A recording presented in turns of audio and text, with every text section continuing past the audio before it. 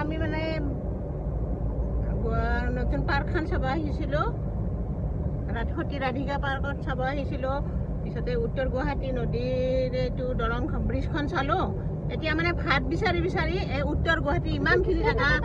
ঘূৰিলোঁ ভাতৰ মানে হোটেল পোৱা নাই এতিয়া চাওকচোন আপোনালোকে এটা কাম কৰক কোনোবাৰ যদি এনেকুৱা সুবিধা আছে ইয়াতে ভাতৰ হোটেল এখন দি দিয়ক চাব আপোনালোকৰ কিমান মানে একদম মানে খুব কম দিনৰ ভিতৰতে আপোনালোক কেনেকুৱা হৈ যাব চাব দেখিছে এয়া আমি এনেই ভাত বিচাৰি আছোঁ তেতিয়াৰ পৰা হোটেল এখন বিচাৰি আছোঁ পোৱা নাই এয়া